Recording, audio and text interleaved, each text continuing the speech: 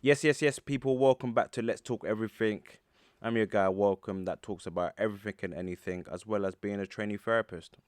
Anyways, but as you can see, I'm also a Liverpool fan, and football talks will be complementary to this YouTube channel. So if you're a fan of football, tune in. If you don't like football, but you do like to listen to me talk about football, especially about Liverpool, then please feel free to like, comment, share, and subscribe. Yes, people, man, I went to my first away game to watch Liverpool. It was my first time watching Liverpool as well. Um, Obviously it's so difficult to get Liverpool tickets. Like obviously if you know a guy, you know a guy. If you manage to pattern tickets, you pattern it, whatever.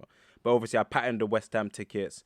I was in the West Ham end, but nevertheless, I had to really keep composure when Isak scored, as well as Gakpo. But I missed Gakpo's goal. We kind of left a bit early as well. We left early after we left early, so I missed Gakpo's goal. But at the same time, I was there for Isak's goal. But nevertheless, how was it? How was it watching it live? Absolutely great. There's nothing better than going watching your team play football. And let me tell you something now. I was never losing this game. Like I know that Liverpool's been on a bad run. I was trying to get tickets for Brentford, but something told me not to go to the Brentford game. And look what happened to that one. We lost 3-1. But this time round, I thought West Ham. I do believe we can get something out of West Ham. I know they've done really well in the last couple of games, but at the same time, I just thought that West Ham had to be a 3 points, despite Liverpool absolutely doing terribly this season and the last couple of games as well, and obviously calling for the manager as well. Okay, yeah. So let's get into the game. How was it watching the game? Absolutely great. Like I really enjoyed the game. I'm always a big fan to be around the atmosphere of just watching a live game. Yes, it's not in the best terms of watching Liverpool at the moment of time. I remember last season we beat West Ham. I believe it was 2-0. And I think that is the game where Trent done some ridiculous assist to Mo Salah. And you think to yourself, I should have just patterned tickets for last season. But this time round, yes, it wasn't that great. But I knew that I was never going to watch a Liverpool game, especially my first ever Liverpool game, and it was going to be a loss. That was never going to happen. Despite that Liverpool doing really badly this season and terribly for the last couple of games, I knew this time round I was never going to lose this game. Like Brentford, I was trying to get tickets for Brentford and I was easily patting the ball as well, but I knew I ain't going to try to see the Brentford game. But nevertheless, it was a 2-0 win. Happy for Isak to get his goal as well. First Premier League goal. Gakpo, I missed his goal, but nevertheless, it is what it is. Let's talk about the game. Horrible. Despite the fact that we won, it was horrible to watch. West Ham are rubbish this season, right? Yes, they picked up a few points the last couple of games, but at the same time, it just goes to show how crap Liverpool are. Verts coming back into the team was absolutely great. Like just seeing him live, you can just see that this guy's absolutely a baller. But it just seems that the tactics, the formation, or the way we're playing football just doesn't suit Florian Wirtz at this current time. Julian Nagelsmann came out and said that Arnie Slot doesn't know how to use him properly, and just to see him what he done just international break as well, and I see him play in this game. It's like the runs like Isak makes he doesn't make. The players around him doesn't seem to gel well with Florian Wirtz. I don't think we cater for Florian Wirtz, and it's crazy to think that apparently Arnie Slot's whole presentation to Florian Wirtz and his family was how much he was going to be used to be the focal point and how everybody plays to Wirtz's sort of strengths and how that will sort of help the team. So far this season, you have not seen it. And watching it live, oh, you see how terrible Liverpool is. West Ham had chances. Like, West Ham had chances. The problem was the final third. But in the middle of the park, I can't remember one of their players. I think there's a new youngster that's come onto the scene. I need to check him out. I think watching him today, I can't remember if it was the other midfielder that was playing alongside Paqueta. So this young player, he looks really tidy. He looks really good. And he was dictating the midfield. Him and Paqueta was absolutely bossing the sort of midfield. Wan-Bissaka had a few chances with the overlap as well. Jared Bowen, he had a chance near the end. He should have, scored that. That would have been 1-1. But at the same time, I think for Liverpool, just seeing that, yes, I'm happy for the win, but I'm only happy for my own morale. Just saying that I've been to my first ever Liverpool game and I saw that Liverpool won. But nevertheless, the football that I've watched is just the same football that I've been seeing for the last couple of weeks and the last couple of months. Absolutely shite. You know what I mean? Excuse my French, but it's absolutely diabolical because West Ham, despite the fact that you've done terrible the last couple of games, I think West Ham was there for the taking. There was opportunities there for us to capitalize on a, let's say, 1-0, 2-0, 3-0 scoreboard, but we didn't do it. And listen, once again, I was looking at the manager on the touchline. You played Kirkes again. You played Isak again. And we've been telling you, Isak, the football gods are not having him play football this season.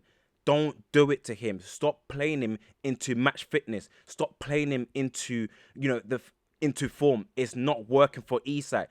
Play Ekatike, who's someone that is on form and someone that is ready to sort of fight for the badge and really, get the players sort of moving. There was such a difference when Ekatike come on. And listen, Isak wasn't bad, but even seeing it for Livo, you can tell he's just not ready. He's just not there. He's just not there.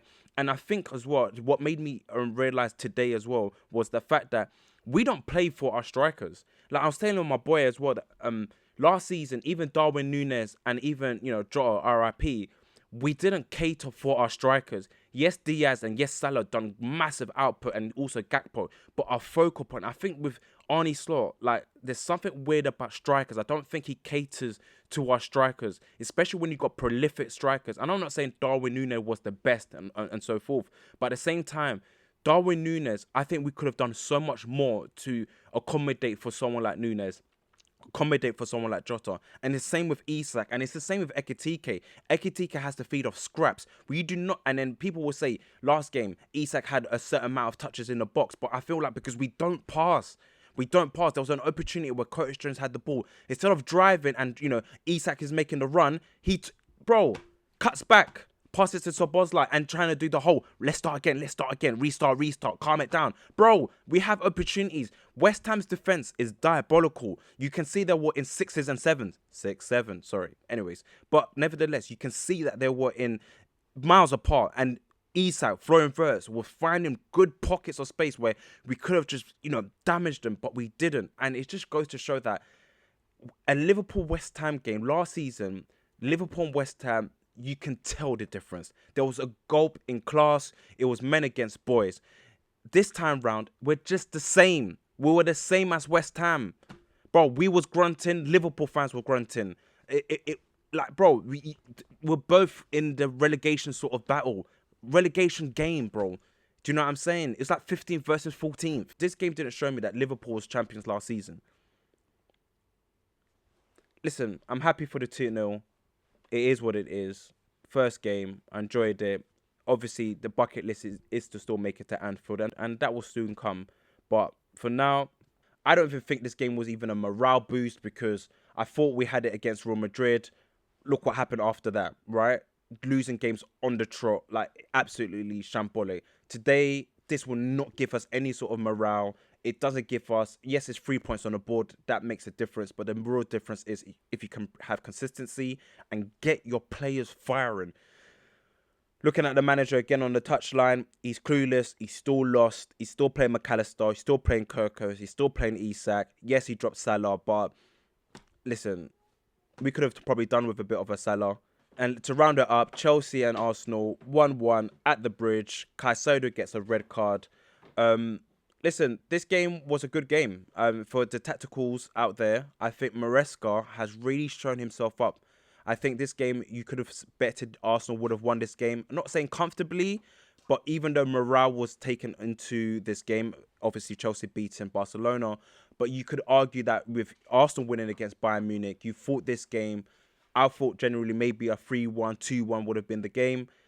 But I think this time round, I think Maresca is really showing the tactical flexibility because I think that was in question for last season about Maresca. But I think, putting Reece James in midfield, giving Gusto the game time that he sort of deserves, because I still think that Gusto's actually a good sort of player. And I think you got someone like Reece James who's now put in midfield, and this is going back to his sort of Wigan days where he was on loan at Wigan and he was bossing midfield, and you have Gusto who's still doing the overlap alongside Cucurella. Chelsea had chances. Chelsea definitely had chances. The back four was definitely shaky. It was a big surprise. No Saliba. Hicampe started, and Maresca, I can't pronounce. I'm not even going to try to pronounce my man's name. But the other centre back played as well. yeah, they looked a bit shaky, but I think it was very clever of Arteta. I think if you got players like that, you don't want them to be up sitting on the bench. You want to give them game time. After the win that you had at Bayern Munich, I think it was good to rest Saliba. And this is sort of the flexibility when you do have a sort of big squad. And as much as, yes, they might not be happy with the defense display, I think Arsenal can be proud that it was still 1-1, right? Chelsea had chances, but they didn't really, bury their chances. This is where I think Maresca still needs to find who's his. Stop. Maresca needs to still find his, front three that he can really trust and really get him the big wins, especially at games like this against Arsenal. I think you need to find, okay, who are your starting three that you know that, okay, when you're playing against a team like Arsenal, these guys will actually give you a little something. But nevertheless, Caicedo, I don't know what you're doing. It was meant to be a Caicedo Declan Rice, but once Caicedo got the red card, it kind of felt short. Declan Rice was basically a monster throughout that game, absolutely cleaning up tackles. His duels was top notch, like, passing the ball, trying to pass the ball from the back to the front. Bro, absolutely class. And Reece James, I just want to give his plaudits, man. Reece James has been cold. I think he's always been cold. Even then, there was a debate between Trent and Reece James. They're both quality. They're both absolutely class. But I think Reece James and I think Maresca and Chelsea has done really well to manage him to get back into the fold. Now he's doing the full 90 in games. He's proven why he's the captain and he's the leader and why he's actually a very big difference into that pitch. When you have someone like Reece James on the pitch with you, you can be a rest assured that, okay, you guys are balling out today. And listen, Chelsea and Arsenal is very close. Obviously, they didn't get the win today. So City, obviously, is still second. But nevertheless, I think Chelsea are there. I think Chelsea will be a big surprise. I'm not sure about Champions League because you never know about Champions League. But I think definitely Chelsea has stapled themselves in the top four. It's where we find Chelsea in that. In that. Is it second? Is it third? Is it fourth? And for Arsenal, yes, it's a draw. It's not a loss. After the back end of the week, you can still go and leave in Stamford Bridge getting a point. It's still fine. I can't lie. Still top of the table. Football was still footballing at the same time. Yes, you missed a couple chances, but it's still good. Anyways, people, don't forget to like, comment, share, and subscribe. Take care.